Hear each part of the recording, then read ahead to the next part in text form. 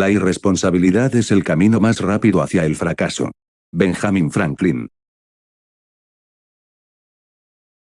La irresponsabilidad. Cuando un país deja de cuidarse. Hay una forma especialmente preocupante de gobernar, aquella en la que los problemas no aparecen de repente, sino que se van acumulando delante de los ojos de todos mientras quienes tienen la responsabilidad de actuar miran hacia otro lado. El campo no se degrada en un día. Los pueblos se vacían poco a poco, las tierras dejan de trabajarse, disminuye la ganadería extensiva, los montes acumulan vegetación y el territorio pierde parte de la gestión que durante generaciones había mantenido sus paisajes. El propio Ministerio para la Transición Ecológica reconoce que el abandono rural y la falta de gestión del territorio son factores importantes de degradación y que la acumulación de biomasa puede incrementar el riesgo de propagación de los incendios. Y entonces llega el verano. El calor convierte ese paisaje descuidado en combustible. Una chispa, una negligencia, un accidente o un incendio provocado pueden desencadenar una catástrofe. Y las llamas no entienden de discursos políticos. Queman bosques. Queman cultivos. Queman viviendas. Queman patrimonio.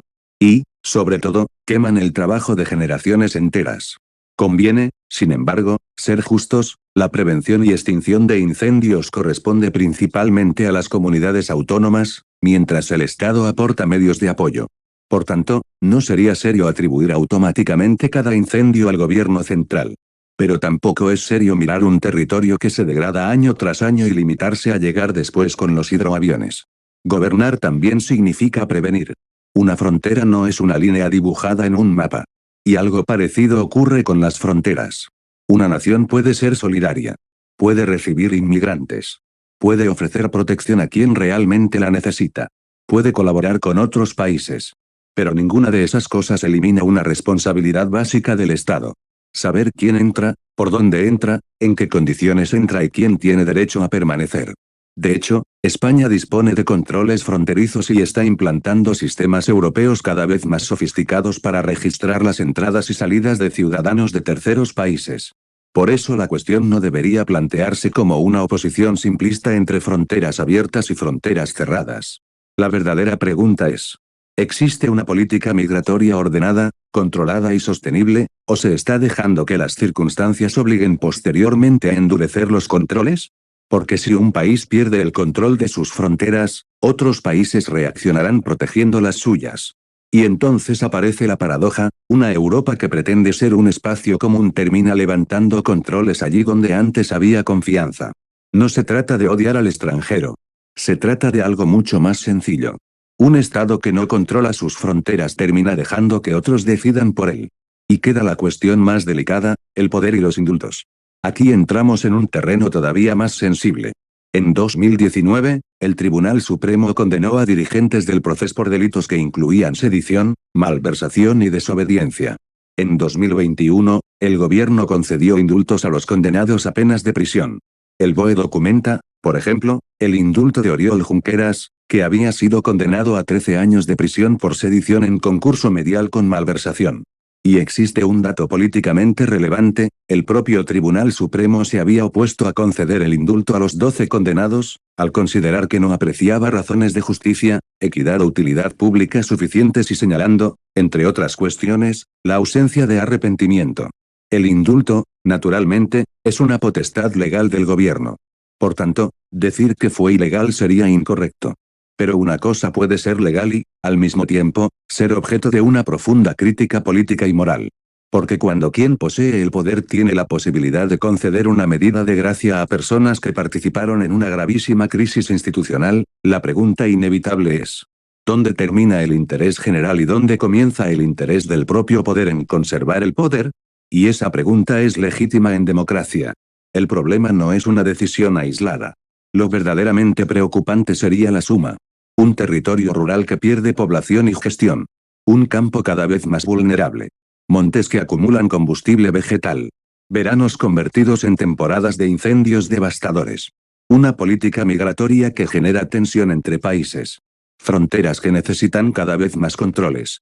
Y un poder político que utiliza instrumentos legales como el indulto para resolver conflictos políticos de enorme trascendencia. Cada asunto, tomado por separado, admite explicaciones, matices y responsabilidades compartidas. Pero cuando se contemplan todos juntos aparece una pregunta mucho más profunda: ¿qué concepto de Estado se está construyendo? Porque gobernar no consiste solamente en aprobar leyes, inaugurar edificios o anunciar inversiones. Gobernar significa proteger el territorio, garantizar la seguridad, administrar los recursos, defender las instituciones y pensar en las consecuencias de las decisiones que se toman hoy sobre quienes vivirán mañana.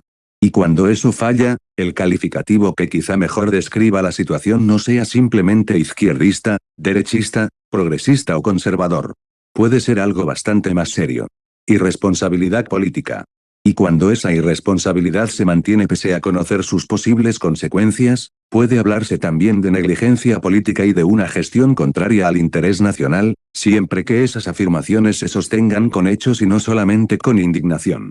Porque un país no se destruye únicamente cuando alguien lo ataca. A veces comienza a deteriorarse cuando quienes tienen la obligación de cuidarlo dejan de hacerlo suficientemente bien.